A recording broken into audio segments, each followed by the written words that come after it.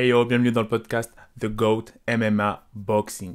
Aujourd'hui, on va parler de la confrontation qui est désormais officielle entre Israel The Last Bender Adesanya et Jan Blachowicz. Donc là, c'est un combat champion contre champion. Jan Blachowicz qui est champion des lourds légers et Israel Adesanya qui est champion des poids moyens. Une confrontation très intéressante stylistiquement. Parce que des deux côtés, on a une grosse force de KO. Enfin, ouais, c'est ça, on a réellement une grosse force de KO debout. Et on les voit rarement se faire amener au sol, les deux combattants.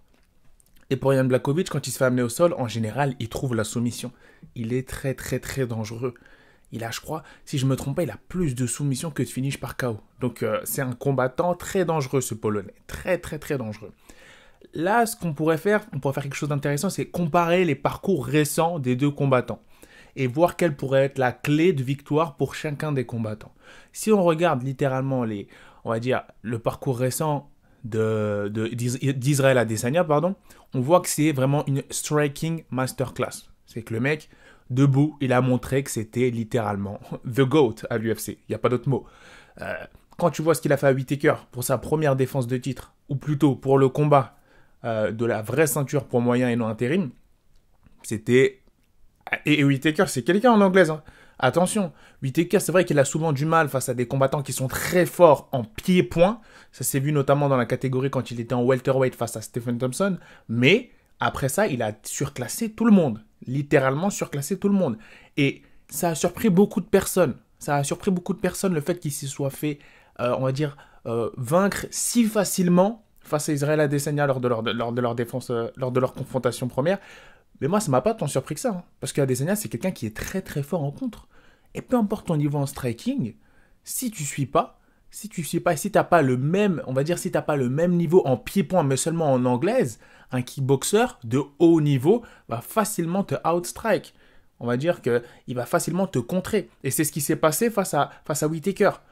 C'est vrai que moi, je voyais une victoire assez aisée de Adesanya, mais pas aussi, aussi facile, entre guillemets, pour lui.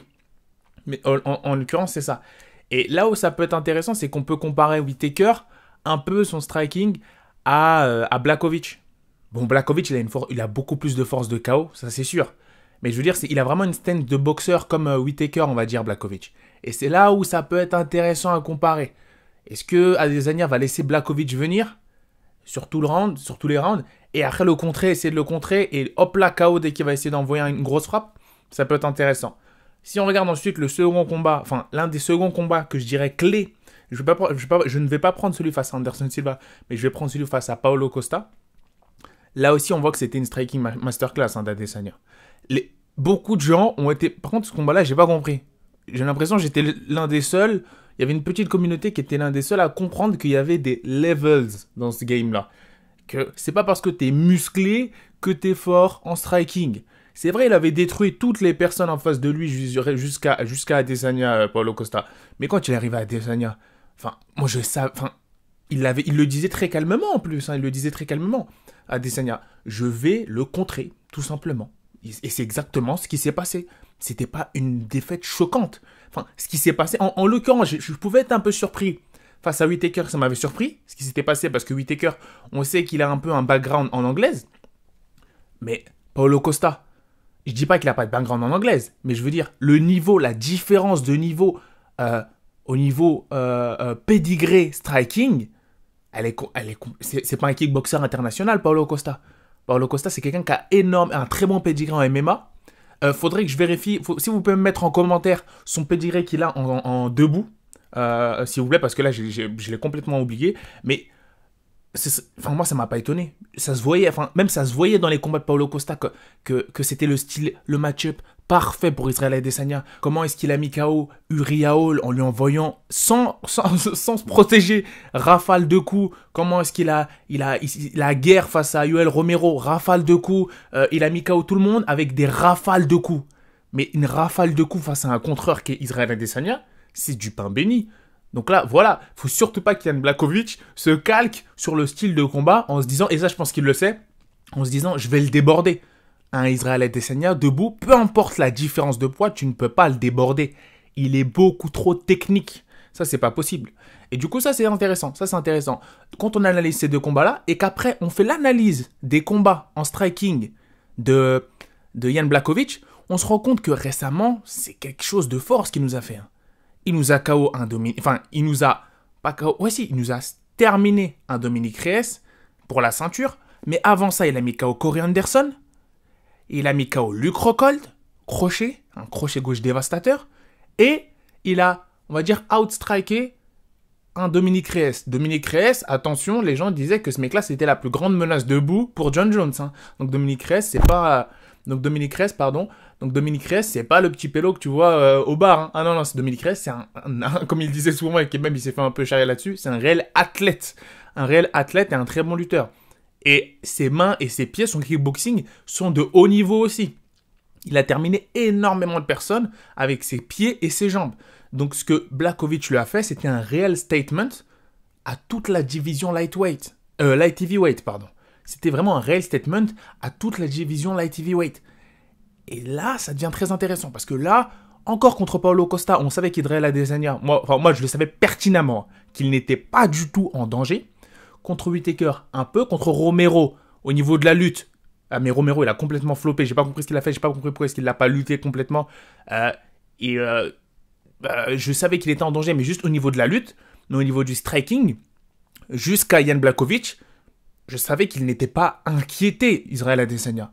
Mais là, ce combat-là, pour devenir le champ, je pense que il va devoir faire très attention à ce Polonais. Très attention à ce Polonais. Et Jan Blachowicz, il faut qu'il joue aussi là. Malgré le fait, même si je dirais que c'est dangereux pour Israel Adesanya, je pense qu'il peut quand même le dominer. Hein. Parce que Israel Adesanya, faut pas oublier que c'est une tête du kickboxing. Et qu'au kickboxing, il a affronté des mecs aussi lourds, voire plus lourds que Jan Blachowicz. Donc c'est pas nouveau pour lui.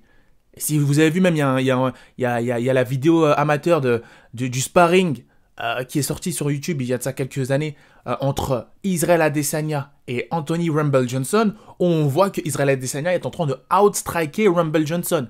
Et je sais pas si vous vous souvenez de c'est qui Rumble Johnson, mais il a mis KO toute la terre quand il est passé de poids moyen à poids lourd, personne n'a rien compris. Et il a une puissance de Tyson. Donc là, tu es en train de te dire, qu'est-ce que quelqu'un avec la puissance de Tyson peut faire face à un contreur aussi talentueux qu'Israel Adesanya? Littéralement comparable à Anderson Silva dans son prime. J'ai pas peur de faire la comparaison. D'ailleurs, lui-même l'acceptait. Là, tu peux te dire, ça peut être intéressant. Ça peut être intéressant de voir ce qui va se passer. Si j'étais Blachowicz, je prendrais tout le monde à contre-pied. C'est-à-dire que je n'irais pas au striking, même si j'ai une force de KO, parce que de peur de se faire contrer, mais je pense et j'espère que ses coachs lui ont dit, amène-le au sol, fatigue-le dans les premiers rounds. C'est ce qu'il a à faire littéralement. Parce qu'il a un très bon ground game, Blachowicz. Un très bon ground game. Et s'il l'amène au sol, qu'il essaie la soumission, qu'il le fatigue avec son poids dans les premiers rounds, le premier round, et qu'après il se relève et que lui il a la caisse, il sait c'est quoi il a repris lui il a jamais perdu cette habitude de cutter et d'être en light heavyweight, d'être en middleweight. Lui il a toujours été, c'est un natural light heavyweight. Donc en gros, comme lui c'est un poids naturel lourd léger, ça va pas vraiment affaiblir son gas tank. Et lorsqu'ils vont se relever et revenir en stand-up, là il aura l'avantage, ou du moins ce sera un peu plus rééquilibré. Parce que oui, je pense qu'actuellement, là, en stand-up, le match-up est déséquilibré et Adesanya est légèrement, voire un peu plus au-dessus que Blachowicz, malgré le déficit de puissance. Alors bien sûr, il peut toujours avoir le lucky punch, il peut toujours se faire coach Adesanya. Et ça s'est vu face à Alex Pereira en kickboxing. Hein. C'est la dernière personne qui l'a mis KO.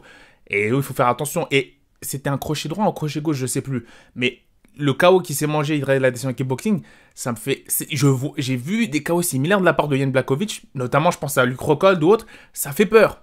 Donc faut vraiment pas qu'il sous-estime le debout de Jan Blachowicz, mais aussi le sol.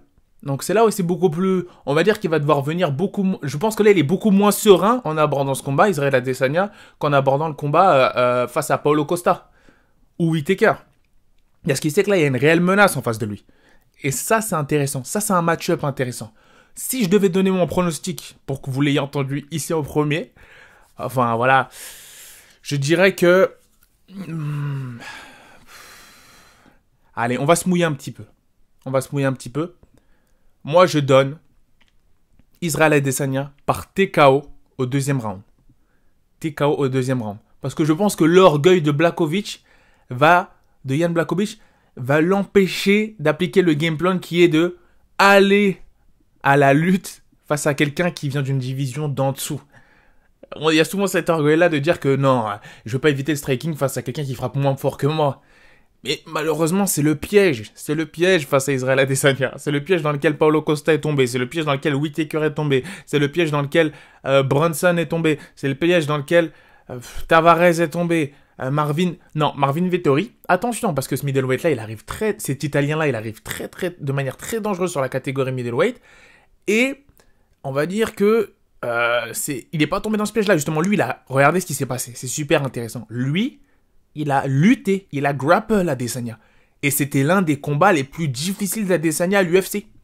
Pourquoi ? Parce que Marvin Vettori, il a parfaitement respecté le game plan. Malgré le fait qu'il se faisait complètement outstriker debout, lorsqu'il le ramenait au sol, mais là, on voyait la différence. Là, on voyait que c'était quoi un Adesanya qui était fatigué. Il a pu le toucher. Et Adesanya était complètement déçu de sa prestation. Et d'ailleurs, il a gagné par split decision. Et donc, moi, je pense que le combat référence que devrait regarder Jan Blachowicz, c'est Marvin Vettori contre Israel Adesanya. C'est littéralement ça. Et qui devrait le lutter, profiter de son poids et après le striker. Parce que, je vous le dis tout de suite, si dans les 2 premiers rounds, il va pas à la lutte, pour moi, c'est Adesanya qui prend le combat, sûr et certain. Dis-moi en commentaire, qui tu penses va pouvoir remporter ce combat-là et devenir champ. D'ailleurs, je pense pas que c'est pour la ceinture middleweight, mais c'est uniquement pour la ceinture light heavyweight. Donc, il n'y a que Adesanya qui a la possibilité de devenir champ et Blachowicz qui a la possibilité de garder sa ceinture ou la perdre. Donc, bon, il est cool d'avoir pris ce combat-là, mais bon, c'est un peu un lose pour lui, parce qu'on va se dire, ouais, s'il gagne, il a battu Adesanya, il vient d'en dessous, et puis s'il perd, il a perdu sa ceinture. Alors que pour Adesanya, c'est du win-win, complètement, parce que s'il perd, il a quand même sa ceinture middleweight, et il a des monstres contre lesquels il peut défendre sa ceinture en middleweight, notamment Big Mouth, qui arrive, Trailblazer, Kevin Holland, qui arrive en force, et ça, c'est un match-up aussi que j'ai envie de voir.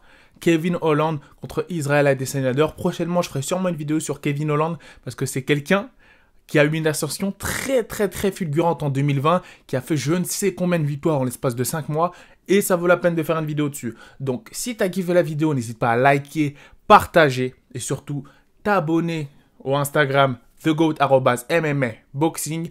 On va bientôt, j'ai une nouvelle à annoncer, on va bientôt arriver sur Twitch. Donc, reste abonné à la chaîne, regarde toutes les vidéos et on va bientôt faire l'annonce pour balancer le Twitch et réagir en temps réel durant les combats et faire des débriefs à chaud. Donc là, on arrive sérieusement en 2021. The Goat MMA Boxing, dis-moi en commentaire qui tu penses gagnera ce combat. Si Adesanya va devenir le champ. Si Blachowicz va conserver sa ceinture light heavyweight. Et dis-moi peut-être aussi la manière. Je veux voir vos pronostics en commentaire. Hey, peace. Give me 5, give me 10, call me daddy. Everybody.